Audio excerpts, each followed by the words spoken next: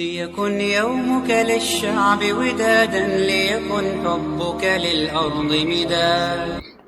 السلام علیکم ورحمۃ اللہ. الحمد للہ نحمده ونستعینه ونستغفره ونؤمن به ونتوکل علیہ ونعوذ باللہ من شرور انفسنا ومن سیئات اعمالنا من يهده الله فلا مضل له ومن يضلل فلا هادي له وأشهد أن لا إله إلا الله وحده لا شريك له وأشهد أن محمدا عبده ورسوله. أعوذ بالله من الشيطان الرجيم. بسم الله الرحمن الرحيم.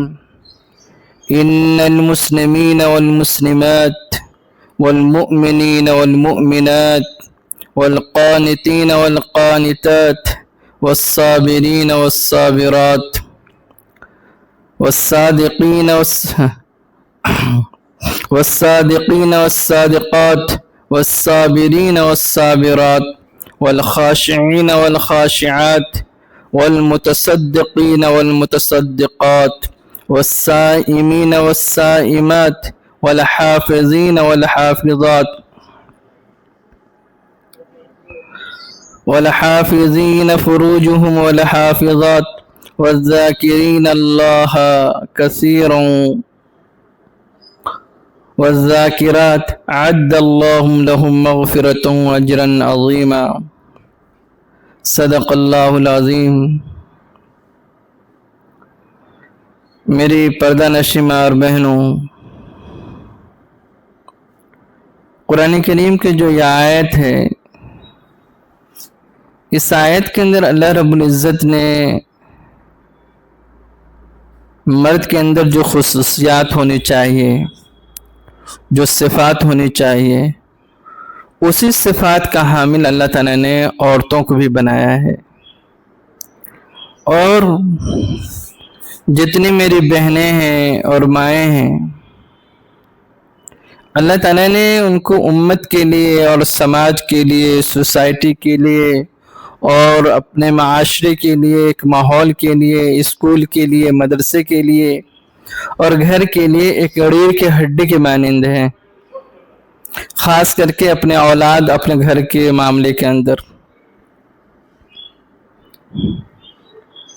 اور اللہ تعالیٰ نے آپ لوگوں کو بہت ساری خصوصیات سے نوازا ہے، اور آپ کا مقام اللہ تعالیٰ کے نزدیک بہت بڑا مقام ہے. بلکہ آپ کے حق کے اندر اللہ رب العزت نے پورے قرآن پاک کی ایک سورہ نساء کو نازل فرمایا ہے. اس سے آپ کے تقدس کا پتہ چلتا ہے، اور اس سے آپ کے مقام کا پتہ چلتا ہے کہ اللہ تعالیٰ نے آپ کو کتنا بڑا مقام عطا فرمایا ہے. ایک خاتون کے لیے جو سب سے بڑی انمول نعمت ہے، اور ایک مسلمان کے لیے جو سب سے انمول نعمت ہے، وہ ایمان کی نعمت ہے. اگر ایمان ہے تو دنیا کی ساری نعمتیں اس کے پاس موجود ہے. اگر ایمان نہیں ہے تو دنیا کی تمام نعمتیں اس کے سامنے ہیچ ہے اور بیکار ہے. اسی لیے ایک انسان وہ ہے جو بہت ہی حسین و جمیل ہے، خوبصورت ہے، دنیا کی بہت ساری دولتیں اس کے پاس موجود ہے، اونچے عہدے کے اوپر فائز ہے، رہنے کے لیے خوبصورت عالیشان بنگلہ ہے، سواری کے لیے بہترین گاڑی ہے، اور دنیا کی طرح طرح کی نعمتیں اس کے پاس موجود ہے. اگر ایمان کی نعمت نہیں ہے تو سب ہیچ ہے. اس لیے اللہ تعالیٰ نے ارشاد فرمایا، ان الذين كفروا من اهل الكتاب والمشركين في نار جهنم خالدين فيها اولئك هم شر البرية.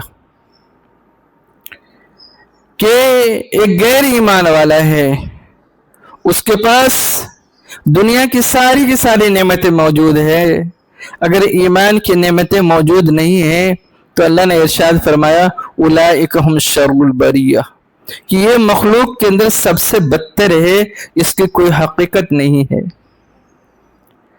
لیکن ایک انسان وہ ہے جو شکل اور صورت کے اعتبار سے نہایت ہی کالا کلوٹھا ہے اور کھلے ہوئے آسمان کے نیچے زندگی گزار رہا ہے،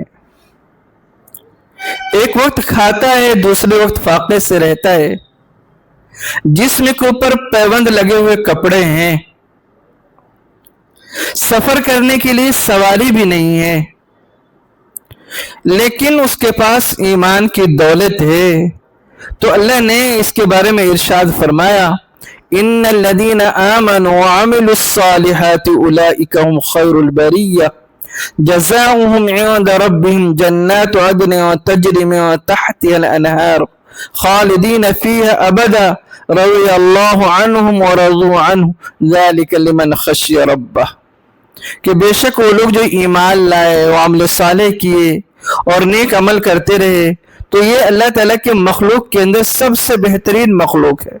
اولئک ہم خیر البریہ، اللہ تعالیٰ کی مخلوق کے اندر سب سے بہترین مخلوق ہے، اللہ کے نزدیک اس کا بہت اونچا مقام ہے، اللہ نے ایک اونچی پوزیشن اس کو عطا فرمائی۔ اس کو میں مثال سے آپ کو یہ سمجھاتا ہوں کہ نبی اکرم صلی اللہ علیہ وسلم کے چچا ابو لہب اس شکل و صورت کے اعتبار سے نہایت ہی خوبصورت تھا، حسین و جمیل تھا، اتنا خوبصورت تھا کہ اس کا چہرہ اس کے حسن کو جیسے چمچم چمچم چمچم چمچم کیا کرتا تھا۔ لیکن وہ نبی اکرم صلی اللہ علیہ وسلم کے اوپر ایمان نہیں لایا، نبی اکرم صلی اللہ علیہ وسلم کی شان کے اندر اس نے گستاخی کی، اور نبی اکرم صلی اللہ علیہ وسلم کو نبوت مل جانے کے بعد اللہ تعالیٰ کی طرف سے یہ حکم ہوتا ہے کہ محمد صلی اللہ علیہ وسلم وانذر عشیرتک الاقربین، کہ محمد صلی اللہ علیہ وسلم آپ اپنے عزیز و اقارب کو اور رشتہ داروں کو آپ ڈرائیے۔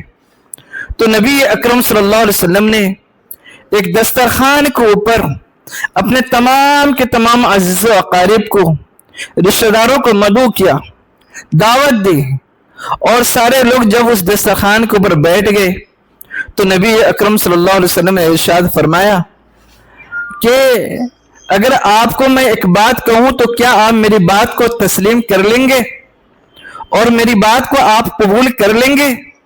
تو انہوں نے فرمایا کہ محمد آپ تو بالکل صادق ہیں، آپ امین ہیں، آپ نے اپنی زندگی کے اندر کبھی جھوٹ نہیں بولا، تو میں کیوں نہیں آپ کی بات کو تصدیق کروں گا اور مانوں گا۔ نبی اکرم صلی اللہ علیہ وسلم نے فرمایا کہ ایک کلمہ جو میں لے کر کے آیا ہوں، اگر اس کلمے کو تم پڑھ لو گے تو اللہ تعالیٰ اس دنیا سے 7 گنی جنت عطا فرمائیں گے۔ تو نبی اکرم صلی اللہ علیہ وسلم کے چچا جو ابو لہب تھے، انہوں نے فرمایا یہ محمد وہ کون سا کلمہ ہے جس کلمے کو آپ پڑھنے کے لیے بول رہے ہیں؟ نبی اکرم صلی اللہ علیہ وسلم نے ارشاد فرمایا قولوا لا الہ الا اللہ تفلحو، کہ لا الہ الا اللہ پڑھ لو کامیاب ہو جاؤ گے۔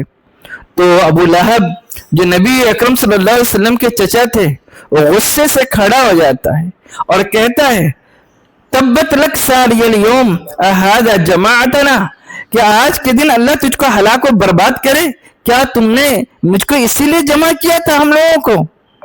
نبی اکرم صلی اللہ تعالیٰ کو نبی صلی اللہ علیہ وسلم کے شان کے اندر یہ بد دعا ہرگز پسند نہیں آتی، اور قرآن کریم کی اس آیت کو اللہ نازل فرماتے ہیں تبت یدا ابی لہب وتب ما اغنى عنه ماله ما كسب سيصلى نارا ذات لهب وامرأته حمالة الحطب في جيدها حبل من مسد، کہ اس آیت کے اندر اللہ تعالیٰ نے ابو لہب کے حق کے اندر بد دعائیں کی ہیں، اور جس دن سے یہ سورہ نازل ہوئی ہے اور قیامت تک جتنے لوگ اس سورہ کو تلاوت کریں گے ابو لہب کے حق کے اندر بد دعائیں ہوتی رہیں گی۔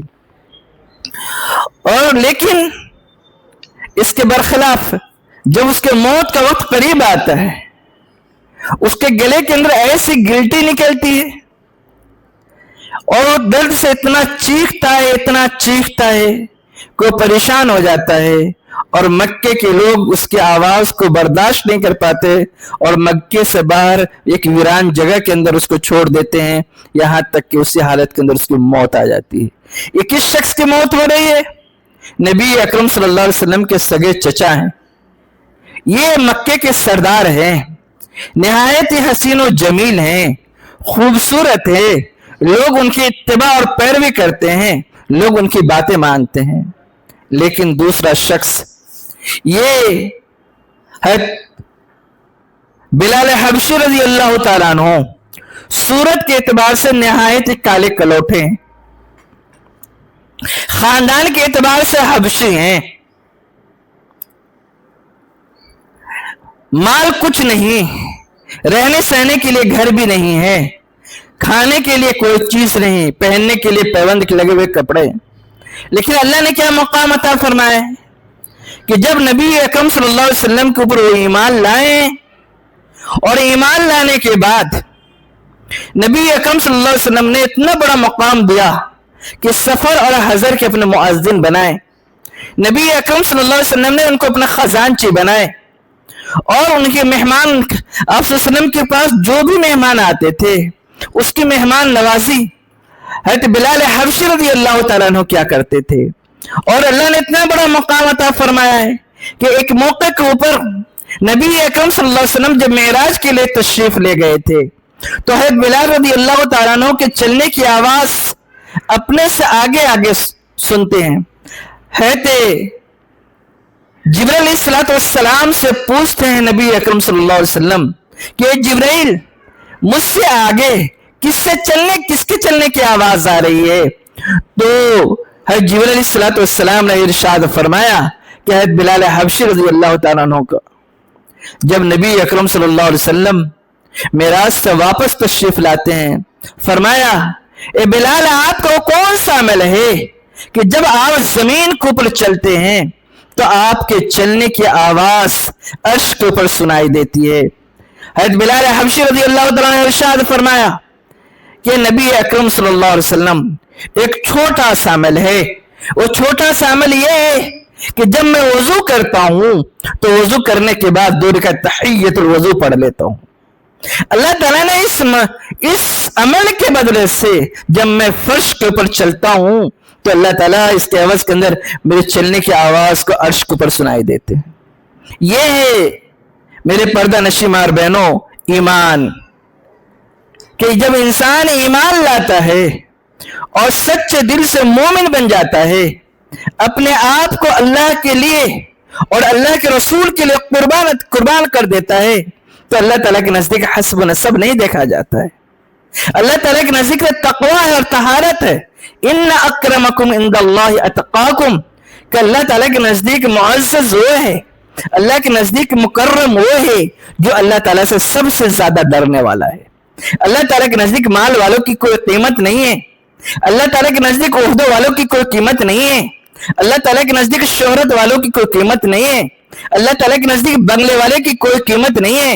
اگر اللہ کے نزدیک کوئی قیمت ہے میری ماں اور بہنوں تو ایمان کی قیمت ہے۔ اگر آپ کے پاس ایمان کی دولت ہے تو دنیا کی ساری نعمتیں آپ کے پاس موجود ہے۔ اگر آپ کے پاس ایمان کی دولت نہیں ہے، دنیا کی ساری نعمتیں ہونے کے باوجود ہیچ ہے اور بیکار ہے۔ ایک روایت کے اندر آتا ہے کہ جب قیامت کا دن آئے گا اور نبی اکرم صلی اللہ علیہ وسلم کو یہ کہا جائے گا کہ محمد صلی اللہ علیہ وسلم آپ جنت کے اندر داخل ہو جائیں، نبی اکرم صلی اللہ علیہ وسلم اپنی امت کی بخشش کا انتظار کریں گے۔ پھر نبی اکرم صلی اللہ علیہ وسلم کے لیے جنت سے ایک سواری آئے گی، اس سواری کا نام ہے رفرف۔ اب یہ سواری کا جو لگام ہوگا اس کو کون تھامے؟ ایک طرف حضرت ابوبکر صدیق رضی اللہ تعالیٰ عنہ کھڑے ہیں، دوسرے طرف حضرت عمر فاروق رضی اللہ تعالیٰ عنہ ہوں گے، تیسری طرف حضرت عثمان غنی ہوں گے، چوتھی طرف حضرت علی رضی اللہ تعالیٰ عنہ ہوں گے، ہر ایک اپنے انگلی کے بل کھڑے ہوں گے اور یہ تصور کر رہے ہوں گے، یہ سوچیں گے کہ یہ شرف جو ملے گا اور یہ مقام جو ملے گا نبی اکرم صلی اللہ علیہ وسلم کی سواری کے لگام کو پکڑنے کے لیے، وہ مجھے، لیکن نبی اکرم صلی اللہ علیہ وسلم ارشاد فرمائیں گے کہ یہ مقام جو ملے گا حضرت بلال حبشی رضی اللہ تعالیٰ عنہ کو ملے گا۔ یہ بلال حبشی کون ہے؟ اس صورت کے اعتبار سے نہایت کالے کلوٹے ہیں، حبشہ کے رہنے والے ہیں، یا عربی بھی نہیں ہیں، لیکن اللہ نے کتنا بڑا مقام عطا فرمایا ہے۔ نبی اکرم صلی اللہ علیہ وسلم کا جب وصال ہو جاتا ہے، آپ کے وصال کے بعد حضرت ابو بکر صدیق رضی اللہ تعالیٰ کا دور ہوتا ہے۔ اس وقت تک تو مدینہ منورہ کے اندر رہتے ہیں۔ جب حضرت ابو بکر کا انتقال ہو جاتا ہے تو وہ اپنے بوڑھے بستر کو لے کر کے عراق چلے جاتے ہیں اور وہاں رہنے لگتے ہیں۔ نبی اکرم صلی اللہ علیہ وسلم خواب کے اندر آتے اور فرمایا، اے بلال کیا جفا ہے، اے بلال کیا ظلم ہے کہ تم مجھ سے ملنے کے لیے بھی نہیں آتے۔ جب حضرت بلال حبشی رضی اللہ تعالیٰ عنہ کی آنکھ کھلی ہے، یہ فوراً اپنی سواری اونٹ پر سوار ہوئے اور مدینہ منورہ کے لیے روانہ ہوئے ہیں۔ تقریباً ظہر کے وقت کے اندر پہنچے ہیں تو مسجد نبوی کے اندر صحابہ موجود ہیں۔ فرمایا، صحابہ نے التجا کی، درخواست کی کہ آپ تو ایک مرتبہ اذان تو دے دیجئے۔ حضرت بلال حبشی رضی اللہ عنہ نے فرمایا کہ نہیں۔ پھر حضرت حسن اور حضرت حسین رضی اللہ تعالیٰ عنہ کو تیار کیا گیا، کہا کہ آپ درخواست کریں گے تو حضرت بلال حبشی رضی اللہ تعالیٰ عنہ آپ کی درخواست کو قبول کر لیں گے۔ حضرت حسن حسین رضی اللہ تعالیٰ عنہ ان کے پاس تشریف لے جاتے ہیں اور کہتے ہیں، چچا جان وہ اذان دے دیجئے جو نبی اکرم صلی اللہ علیہ وسلم کے زمانے کے اندر آپ اذان دیا کرتے تھے۔ حضرت بلال حبشی رضی اللہ تعالیٰ عنہ کھڑے ہو جاتے ہیں اور اس طریقے سے اذان دیتے ہیں کہ مکے کے گلیوں کے اندر جو خواتین ہیں وہ گھر سے باہر نکل جاتی ہیں، مرد باہر نکل جاتے ہیں، پورا کا پورا منظر نبی اکرم صلی اللہ علیہ وسلم کا سامنے آ جاتا ہے۔ جو آپ صلی اللہ علیہ وسلم کے زمانے کے اندر حضرت بلال حبشی اذان دیا کرتے تھے، ہر ایک کی آنکھیں اشکبار ہو جاتی ہے، ہر ایک کا دل غمگین ہو جاتا ہے۔ میری ماں اور بہنوں، حضرت بلال حبشی رضی اللہ تعالیٰ عنہ کو یہ جو مقام عطا فرمایا تھا، اللہ تعالیٰ نے ایمان کی برکت سے مقام عطا فرمایا تھا۔ تو میں یہ کہہ رہا ہوں کہ اس روئے زمین کے اوپر جو سب سے انمول نعمت ہے اور سب سے ہمارے لیے قیمتی نعمت ہے، وہ ایمان کی دولت ہے۔ اگر ایمان ہے تو سب کچھ ہے، اگر ایمان نہیں ہے تو کچھ بھی نہیں ہے۔ اگر رائی کے دانے کے برابر بھی میرے پاس ایمان ہے تو جنت الفردوس کے اندر انشاءاللہ داخلہ نصیب ہوگا۔ اگر ہمارے پاس ایمان نہیں ہے تو داخلے کے لیے بہت ہی مشکل ہے۔ اس لیے ضرورت اس بات کی ہے کہ ہمیں اپنے ایمان کی حفاظت کرنی ہے۔ قرآن کریم کی جو آیت میں نے تلاوت کی ہے، اس آیت کے اندر اللہ تعالیٰ نے ارشاد فرمایا ہے، ان المسلمین والمسلمات، کہ بے شک مسلمان مرد اور مسلمان عورتیں۔ یہ مسلمان کس کو کہتے ہیں؟ مسلمان کا مطلب یہ ہے کہ اپنے آپ کو اللہ کے رضا کے خاطر سپرد کر دینا، کہ جو اللہ کا حکم ہوگا وہ میں اللہ کے مرضی کے مطابق زندگی گزاروں گا، میں اللہ کے حکم کی نافرمانی نہیں کروں گا۔ اسی لیے حضرت ابراہیم علیہ السلام نے جو اپنی اولاد کے بارے میں دعائیں مانگی ہے، وَإِذْ يَرْفَعُ إِبْرَاهِيمُ الْقَوَاعِدَ مِنَ الْبَيْتِ وَإِسْمَاعِيلُ رَبَّنَا تَقَبَّلْ دُعَاءَ إِنَّكَ أَنْتَ السَّمِيعُ الْعَلِيمُ رَبَّنَا وَاجْعَلْنَا مُسْلِمَيْنِ لَكَ وَمِنْ ذُرِّيَّتِنَا أُمَّةً مُسْلِمَةً لَكَ وَأَرِنَا مَنَاسِكَنَا وَتُبْ عَلَيْنَا إِنَّكَ أَنْتَ التَّوَّابُ الرَّحِيمُ۔ کہ یہاں پر حضرت ابراہیم علیہ السلام جو دعائیں مانگ رہے ہیں کہ اللہ تعالیٰ تم مجھ کو بھی مسلمان بنا دے اور میرے بچوں کو بھی مسلمان بنا دے، اس کا مطلب کیا ہے؟ کیا ابراہیم علیہ السلام مسلمان نہیں تھے؟ کیا ابراہیم علیہ السلام کے جو اولاد ہیں، حضرت اسماعیل اور حضرت اسحاق، حضرت یعقوب، حضرت یوسف، کیا وہ مسلمان نہیں تھے؟ مسلمان تھے، اس کا مطلب یہ ہے کہ اللہ میرے زندگی کا ہر لمحہ، ہر وقت یا اللہ تیری مرضی کے مطابق گزرنے والے بن جاؤں، یا اللہ میں ایک پل کے لیے تیری نافرمانی نہ کروں، یا اللہ اگر میں کھاؤں تو تیرے حکم کے مطابق کھاؤں، یا اللہ اگر میں سوؤں تو تیرے حکم کے مطابق سوؤں، یا اللہ اگر میں چلوں اور کاروبار کروں یا اللہ تیرے حکموں کے مطابق کروں، یا اللہ کوئی لین دین اور کچھ معاملہ شادی بیاہ کروں یا اللہ تیری مرضی کے مطابق ہو، یا اللہ تیرے حکموں کی نافرمانی اس کے اندر نہ ہو۔ یہ مسلمان ہونے کا مقصد ہے میری ماں اور بہنوں۔ تو زندگی کے ہر لمحات کے اندر ہمیں اس بات کی فکر کرنی ہے اور ہمیں کوشش کرنی ہے کہ اللہ تعالیٰ مجھ سے کسی بات پہ تو ناراض تو نہیں ہو جائے گا۔ ہم اپنے ایمان کا جائزہ لیں، ہم اپنے ایمان کا محاسبہ کریں، تنہائی کے اندر جب رات کو سونے کے لیے جائیں اور اپنے بستر پر جائیں تو میں اپنے ایمان کا جائزہ لے لوں، محاسبہ کر لوں کہ میرا ایمان کس لیبل کا ہے، میرے ایمان کو اللہ نے کیا مقام عطا فرمایا ہے۔ آج لیکن ہماری جو بدقسمتی ہے میرے ماں اور بہنوں، یہ بہت ہی برا حال ہے کہ ہم تو بستر پر جب جاتے ہیں تو سو دعا بھی ہمیں پڑھنا نہیں یاد رہتا۔ اللہم باسمک اموت واحیا، یہ دعا بھی میں نہیں پڑھ پاتے، جو چاروں قل ہے اس کو بھی نہیں پڑھ پاتے، آیت الکرسی کی تلاوت نہیں کر پاتے۔ نتیجہ کیا ہوتا ہے کہ ہم جب سوتے ہیں تو شیطان خواب نظر آتا ہے، جس کی وجہ سے انسان بے چین ہو جاتا ہے۔ ہم موبائل دیکھتے دیکھتے سوتے ہیں اور موبائل دیکھتے دیکھتے اٹھتے ہیں۔ ہم موبائل کے اندر وہ چیزیں دیکھ لیتے ہیں جس سے میرا ایمان خراب ہو جاتا ہے۔ ہمیں تو رات کو استغفار کر کے سونا ہے، استغفر اللہ کا ورد میری زبان کے اوپر ہونی چاہیے، کلمے کا ورد میری زبان پر ہونی چاہیے کہ نہ جانے آج کی رات میں سو رہی ہوں یا میں سو رہا ہوں، کل صبح مجھے دیکھنے کو ملے یا نہ ملے، میری آنکھیں کھلے گی یا نہیں کھلے گی۔ کتنے ایسے اللہ کے بندے ہیں جو رات کو سوئے ہیں تو صبح کو اٹھنے کی توفیق بھی نہیں ہوئی، بیچارے وہ ہمیشہ کے لیے سوئے رہ گئے۔ یہ ہمیں اپنی زندگی کا جائزہ لینا ہے۔ ہم جو کھانا کھاتے ہیں، کھانا کھانے کا میرا کیا طریقہ ہے؟ میں سنت کے راہوں کو بالکل بھول چکا ہوں۔ نبی اکرم صلی اللہ علیہ وسلم نے جو مجھے تعلیم دی تھی کہ دائنے ہاتھ سے کھانا، ہاتھ دھو کر کے کھانا، دائنے ہاتھ سے کھانا، دسترخوان بچھا کر کے کھانا، جلا ہوا کھانا نہیں کھانا، جل کر کے بھی نہیں کھانا، اگر دسترخوان کے اوپر کوئی دانہ گر جائے تو اس کو اٹھا کر کے کھانا، یہ نبی اکرم صلی اللہ علیہ وسلم نے مجھے تعلیم دی تھی۔ لیکن افسوس، صد افسوس ہے کہ مجھے تو کھانا کھاتے وقت بسم اللہ بھی یاد نہیں رہتا، میں دعا بھی نہیں پڑھ پاتا۔ یہ ہمارے ایمان کی کمزوری ہے۔ ہم تو دسترخوان بھی بچھا کر کے نہیں کھا پاتے، ہم تو کھڑے کھڑے ہی کھانا کھا لیتے ہیں۔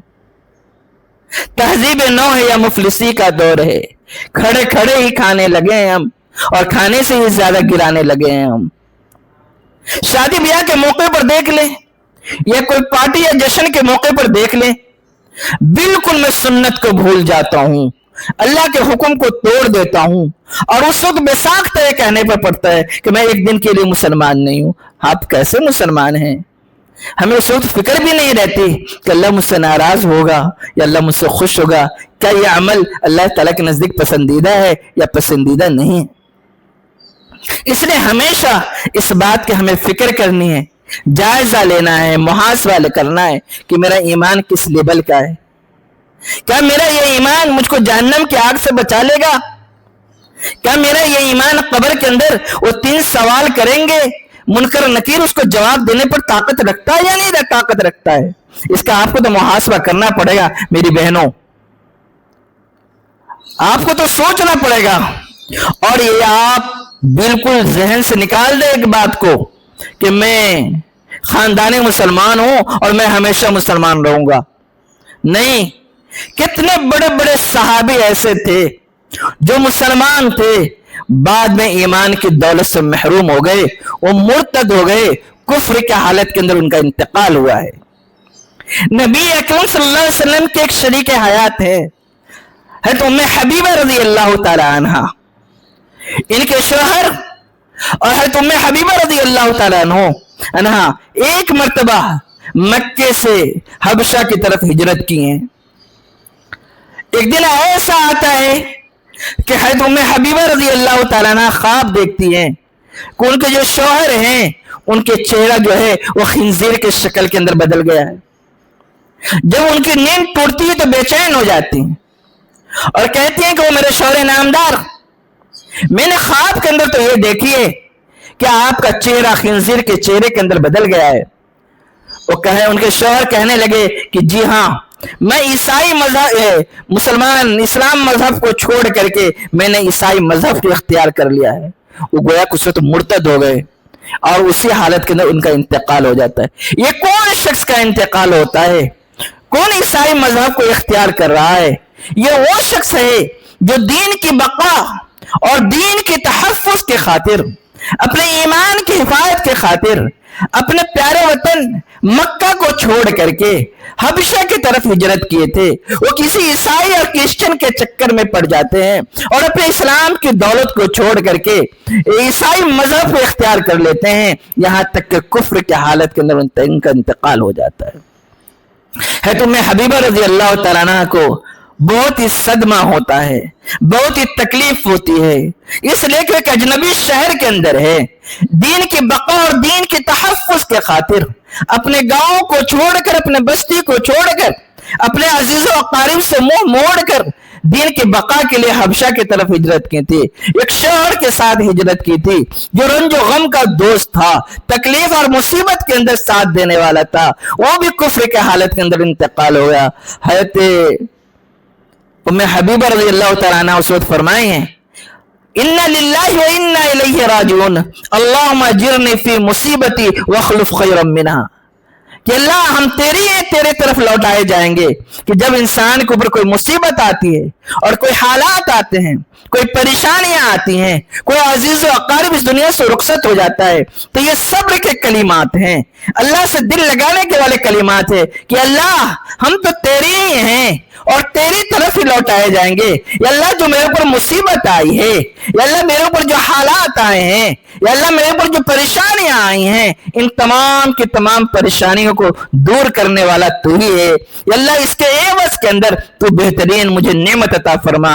नतीजा ये निकलता है इस जुमले की बरकत से अल्लाह ताला एक दिन है तो उम्मे हबीबा रज़ी अल्लाह तआला अन्हा ख्वाब के अंदर देखती हैं कि मेरे गोद के अंदर एक चांद उतरा है और कुछ दिन के बाद नबी अकरम सल्लल्लाहु अलैहि वसल्लम पैगाम निकाह भेजते हैं और वहां का जो बादशाह है नज्जाशी, वो नबी अकरम सल्लल्लाहु अलैहि वसल्लम से उनका निकाह कर देते हैं।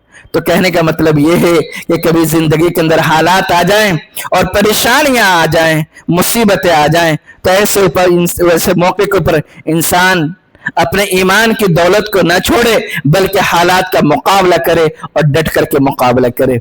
इसलिए अल्लाह ताला ने इरशाद फरमाया, इन्नल्लज़ीना आमनू व अमिलुस फमन काना यरजू लिक़ा रब्बी फलियअमल अमलन सालिहा वला युश्रिक बिइबादति रब्बी अहदा, कि जो शख्स अल्लाह ताला से मिलने की तमन्नाएं करता है, अल्लाह से मिलना चाहता है, वो अपनी जिंदगी के अंदर नेक अमल करता रहे और अल्लाह ताला के साथ किसी को शरीक न करे, यानी शिर्क वाली जिंदगी न गुजारे।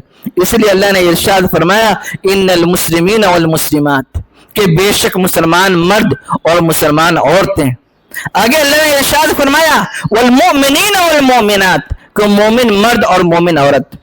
देखिए ईमान के अंदर और इस्लाम के अंदर फर्क है। ईमान का जो ताल्लुक है ये अंदर से है और इस्लाम का ताल्लुक ये बाहर से है।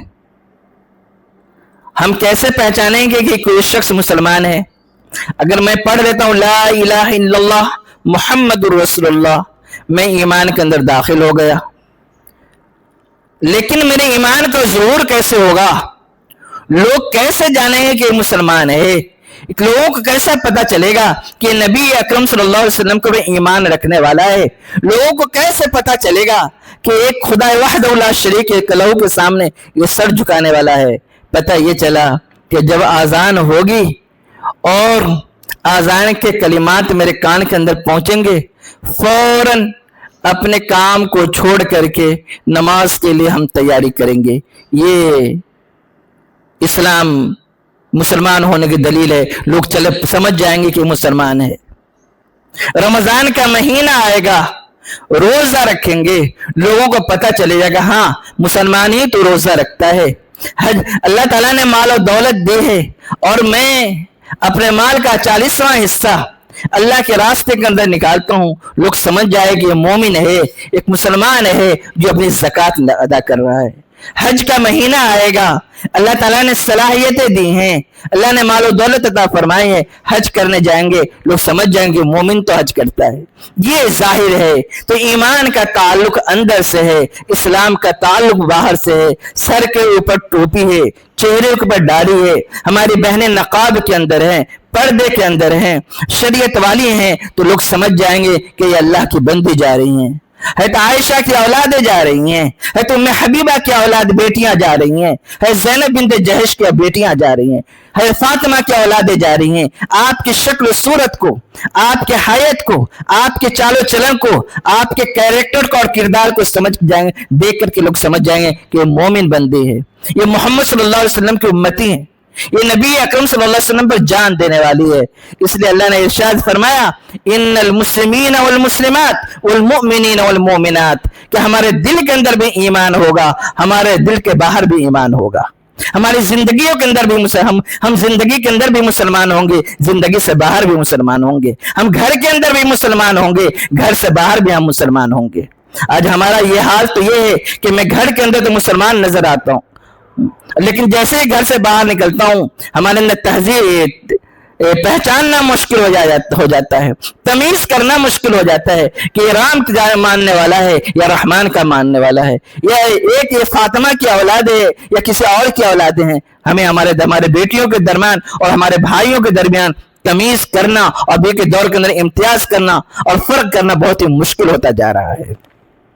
اس لیے ہم اپنے ظاہر کو بھی سنبھالے اور اپنے باطن کو بھی سنبھالے، ظاہر سے بھی پتہ چلے کہ مسلمان ہے اور باطن سے بھی پتہ چلے کہ مسلمان ہے۔ ہم رات کے اندھیرے میں، دن کے اجالے کے اندر، رات کے اندھیرے کے اندر اور تنہائی میں بیٹھے ہوئے ہیں، اس وقت بھی میرا دل اللہ تعالیٰ کی محبت کے اندر، اللہ تعالیٰ کے خوف سے لرز رہا ہو، کہ ایسا نہ ہو کہ رات کے اندھیرے کے اندر، تاریکیوں کے اندر میں ایسا کوئی کام نہ کر جاؤں جس سے میرا رب مجھ سے ناراض ہو جائے۔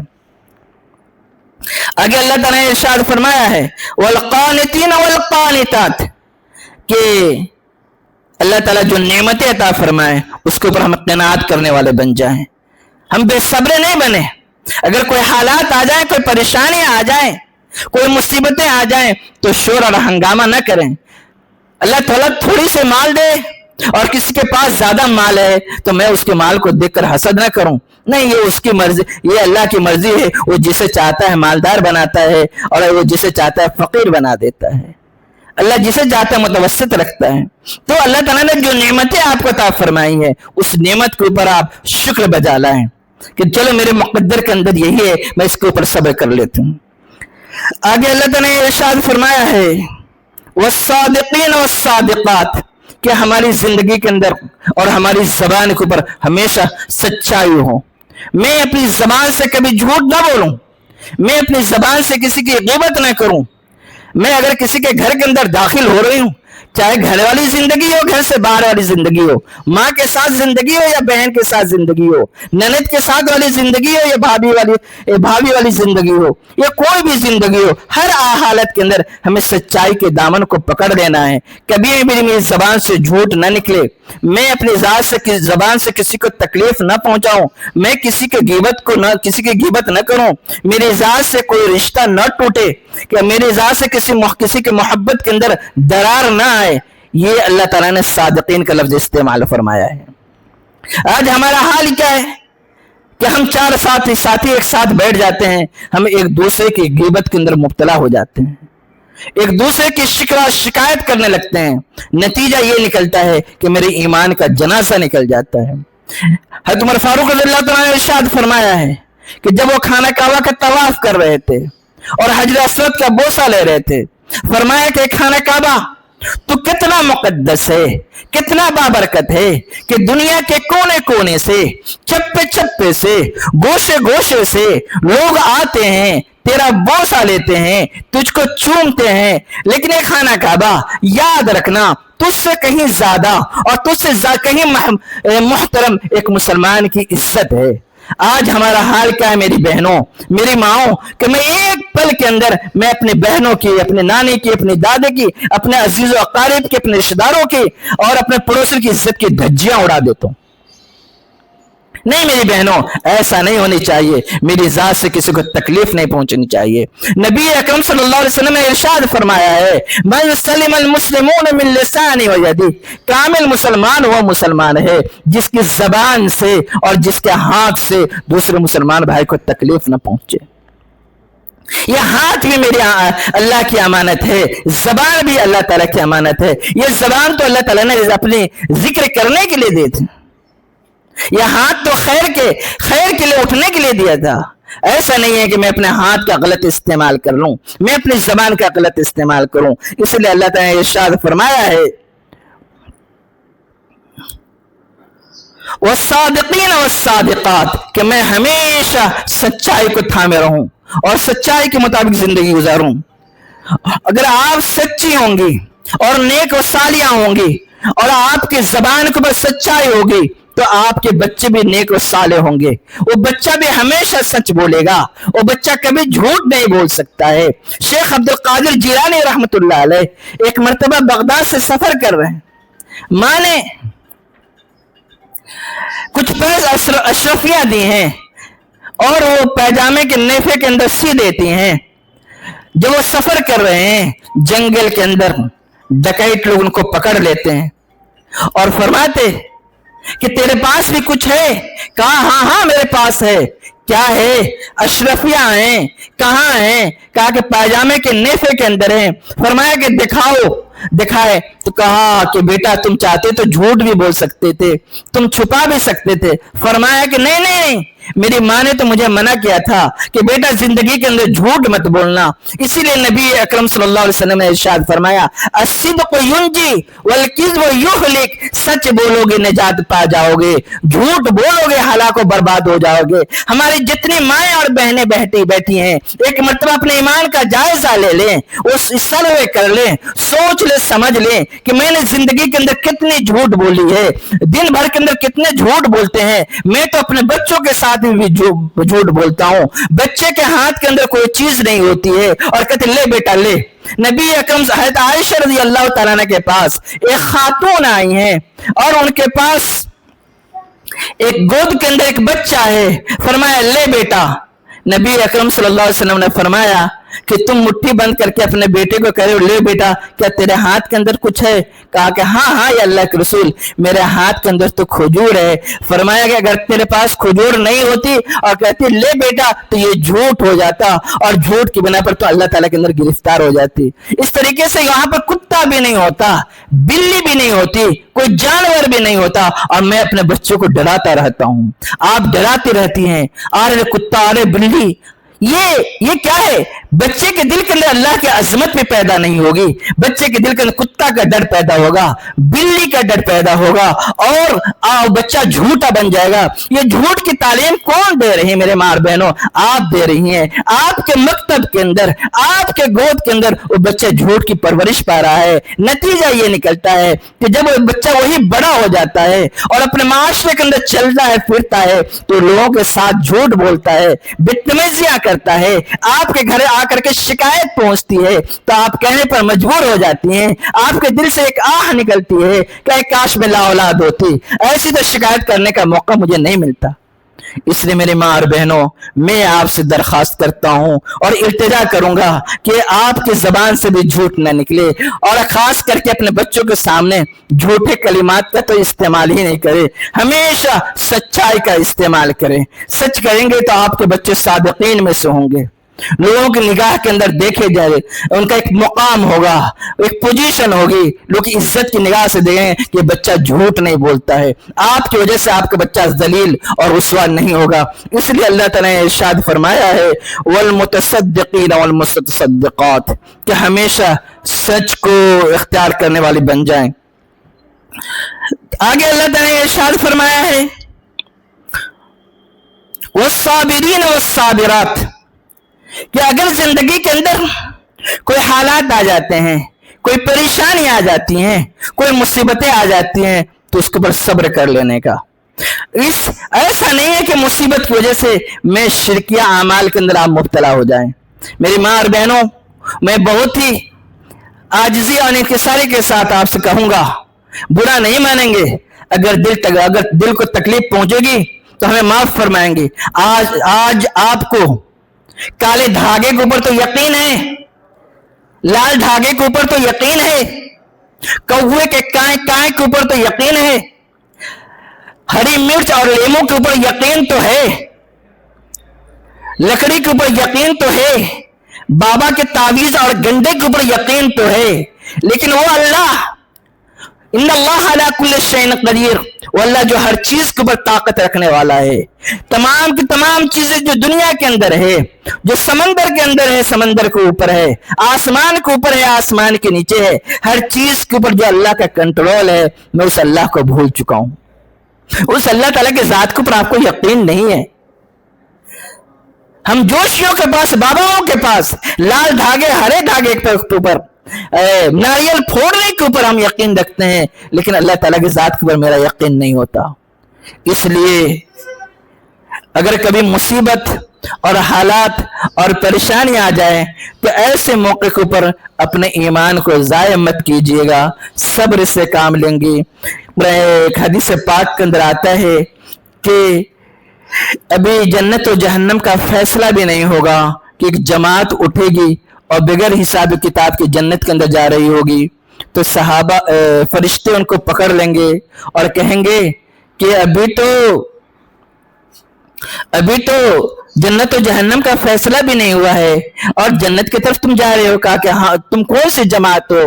तो ये जमात कहेगी कि मैं वो हूं कि जब मेरे ऊपर दुनिया के अंदर हालात आते थे, मुसीबतें आई थी, तो मैंने सब्र से काम लिया था। तो फिर फरिश्ते कहेंगे ओहो, जन्नत के तो मुस्तहिक तुम ही हो, जाओ जाओ जन्नत के अंदर चले जाओ। तो दुनिया के अंदर तकलीफ आ जाए, मुसीबतें आ जाए, उसके ऊपर डट करके सब्र कर लेने का।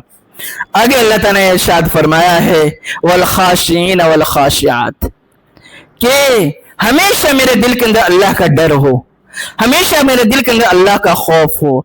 आप बाजार के अंदर हो, बाजार से बाहर हो, शादी के अंदर हो, ब्याह के अंदर हो, किसी महफिल के अंदर हो, किसी मॉल के अंदर हो, तो हमारी जात से कोई ऐसा काम सरजद ना हो जाए जिससे इस्लाम बदनाम हो जाए, मुसलमान बच्चियां बदनाम हो जाएं, इस्लाम को ठेस पहुंच जाए। ऐसा काम मत कीजिए। उस वक्त ये समझिए कि अल्लाह मुझको देख रहा है। ये दिल के अंदर अल्लाह ताला का खौफ होना चाहिए। इसीलिए नबी अकरम सल्लल्लाहु अलैहि वसल्लम हमेशा ये दुआएं मांगते थे, अल्लाहुम्मा इन्नी अऊज़ु बिका मिन इल्मिन ला यनफ़ा व मिन क़ल्बिन ला यख़शा, कि अल्लाह मैं ऐसे इल्म से पनाह चाहता हूँ जो मुझे नफा न दे, या अल्लाह ऐसे दिल के अंदर से भी पनाह चाहता हूँ जिस दिल के अंदर तेरा डर ना हो, तेरा खौफ ना हो। जब इंसान के दिल के अंदर अल्लाह की मोहब्बत होगी, अल्लाह की अजमत होगी, अल्लाह का खौफ होगा, तो बंदा उस गुनाह से बच जाएगा, कभी उस गुनाह की तरफ कदम भी नहीं उठाएगा।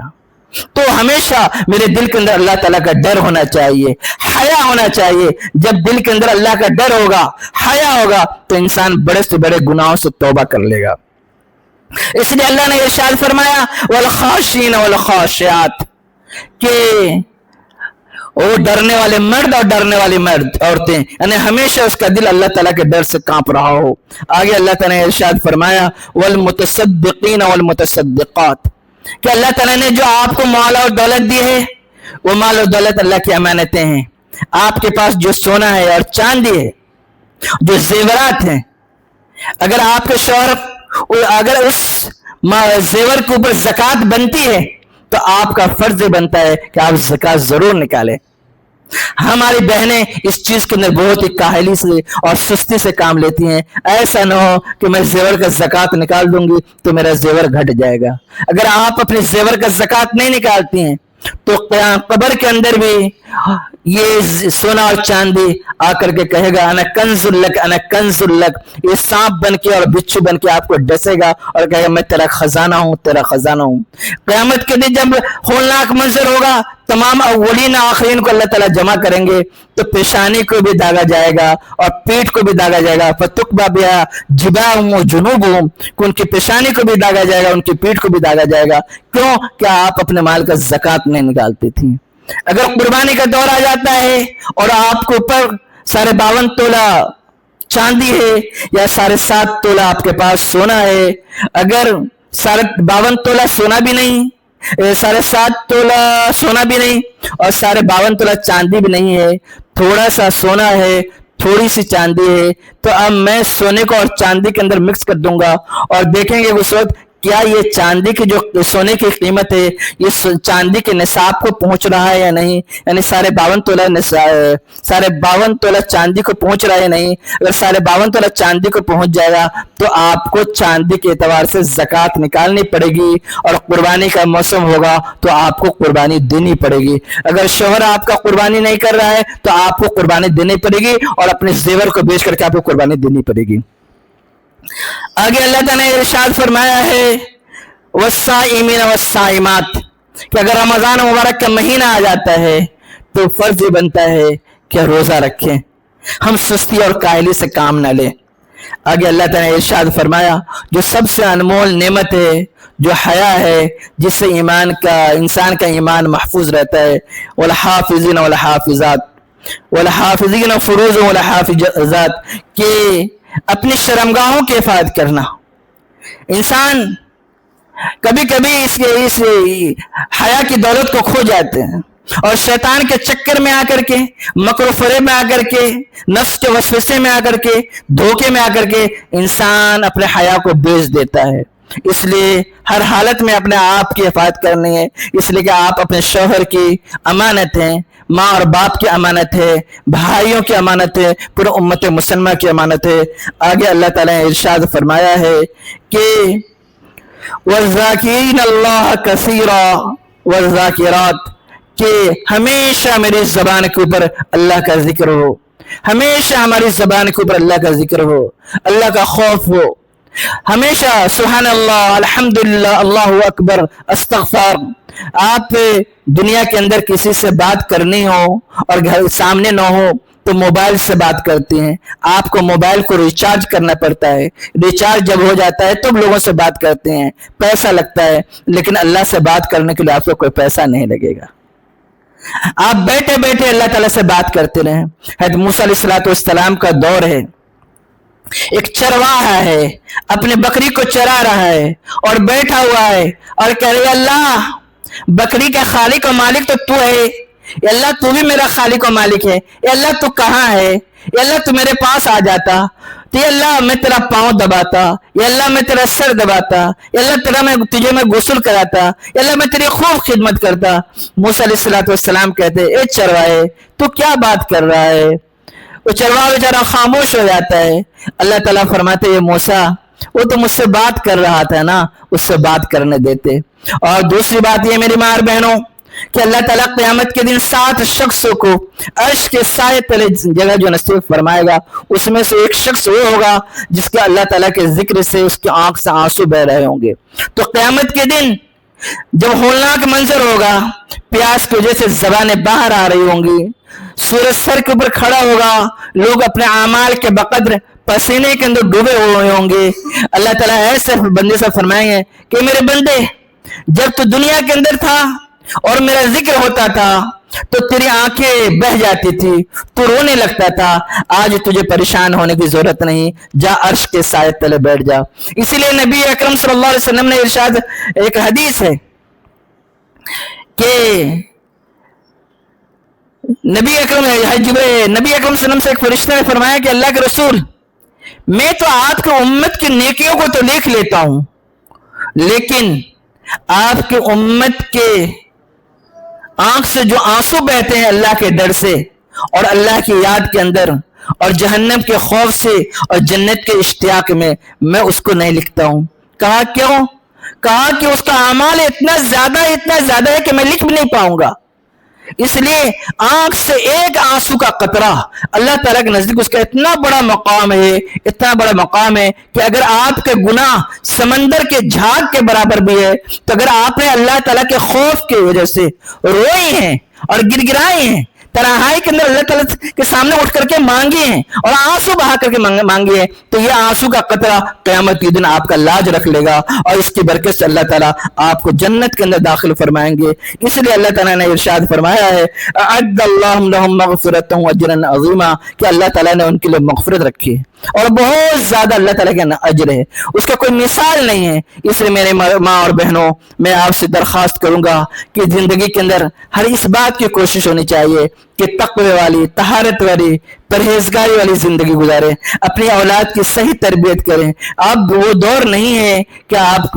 بے فکری کی زندگی گزاریں، کوئی ٹھکانے نہیں ہے کہ ملک الموت کب آ جائے، ہماری زندگی کی کب شام ہو جائے اور میری زندگی کی روح نکل جائے اور میں کلمہ کی دولت سے بھی محروم ہو جاؤں۔ نماز کی بھی عادت نہیں ہے، اگر نماز کی عادت نہیں ہے تو نماز کی عادت بنا لیں، اگر تلاوت کی پابندی نہیں ہے تلاوت کرنے والی بن جائیں، اور اللہ تعالیٰ کی رضا کے مطابق زندگی گزارنے والی بن جائیں۔ اللہ تعالیٰ سے دعا ہے کہ اللہ تعالیٰ ہمیں بھی اپنے مرضی کے مطابق زندگی گزارنے کی توفیق عطا فرمائے، آپ لوگوں کی توفیق عطا فرمائے، وما توفیق الا باللہ۔ ليكن يومك للشعب ودادا، ليكن حبك للأرض مداد قلم أنت فكم عبرت عنا وبنيت المجد أطوادا شداد.